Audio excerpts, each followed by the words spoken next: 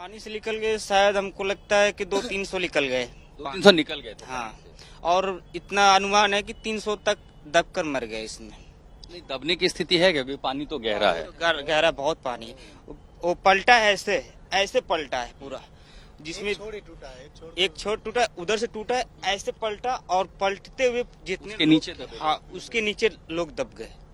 और हम लोग खुद बच्चे को, जो छोटा छोटा बच्चा था, मैंने फूंक मार के उसको एक को जिला दिया हमने, दूसरा को हमने जिलाने की कोशिश किया, बेचारा वो मर चुका था। मेरे आंख से आंसू आ गए, जब छोटा बच्चा था मेरे आंख से आंसू आ गए। कंस्ट्रक्शन साइट है, वो यहाँ काम कर रहे थे और जैसे शोर हुई, इनमें से कुछ लोगों ने जोर जोर से चिल्लाना शुरू किया था कि भीड़ मत लगाओ, पुल टूट सकता है। अजय, मुझे बताइए, जब भीड़ बढ़ रही थी तो क्या हुआ था, क्या देखा आपने? सर, भीड़ बढ़ रही थी तो पुल जो है लचक रहा था सर। कौन लोग थे जो कह रहे थे कि मत जाओ, भीड़ आगे जा? हमारे ही लोग थे सर। हाँ, मनोज नाम है उनका। वो क्या कह रहे थे? वो वो लोग चिल्ला रहे थे कि भाई इतना भीड़ मत लगा, वहाँ से उतर जा, हट जा, पुल टूट जाएगी। तो लोग नहीं माने और झूला पर, जैसे कोई झूला नहीं झूलता, ऐसे झूल रहे थे लोग, और ऐसे झूलने से ही पुल टूट गया और पूरे लोग नीचे दब गए।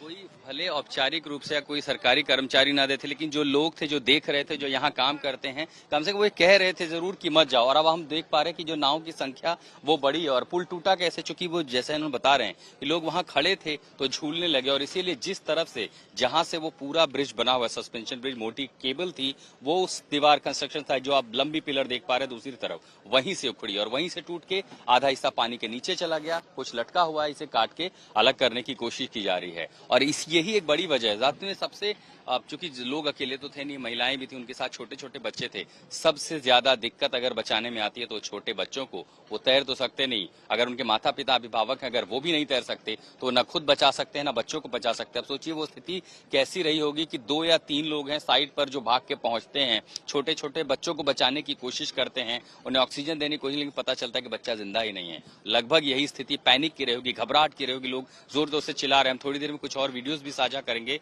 जो बाद में पहुंचे लोगों ने अपने अपने अलग मोबाइल कैमरों से रिकॉर्ड किया, लेकिन तब तक काफी रेस्क्यू पूरा हो चुका था। खासकर वो लोग जो रस्सी में जालों के साथ लटके हुए थे, एक के बाद एक उनको निकालने की कोशिश की जा रही थी। अब जैसे ब्रिज काट के गिरा दिया जाएगा, ट्यूब की गिनती 1 2 3 4, ये लगभग 10 से 12 ट्यूब, और वहां जो मैं देख रहा हूं वहां एनडीआरएफ की टुकड़ी तैयार हो रही है। वो जैसे अपनी पूरी ट्यूब भरेंगे, अपनी मशीनरी तैयार करेंगे, उसके बाद वो इस पूरे इलाके में शामिल हो जाएंगे। पानी हालांकि इतनी जल्दी कम नहीं हो सकता, जब तक पूरा पैसेज निकाला जाएगा। अब जेसीबी की संख्या बढ़ाई गई है आगे ड्रेन की तरफ कि पानी निकल जाए। इन सब में समय लगेगा, ये लगभग लंबा एक्सरसाइज है, सुबह तक का समय है। लेकिन अब गोताखोरों को उस इलाके में जहां भेजा गया है, वो भी रात भर इस ऑपरेशन में बिना रुके ये सब कुछ चलता रहेगा। और सबकी एक ही कोशिश है कि अगर कोई सर्वाइवर है उसे निकाल लिया जाए, और अगर कोई डूब गया है तो कम से कम उसके शव को निकाला जाए।